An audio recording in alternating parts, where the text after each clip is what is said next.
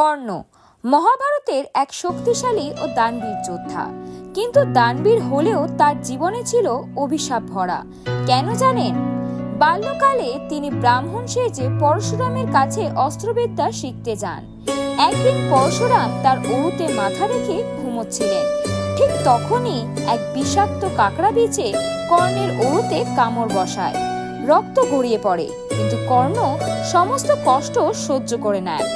পরশুরাম জেগে উঠে দেখেন এত কষ্ট কেবল একজন ক্ষত্রিয়ই সহ্য করতে পারেন।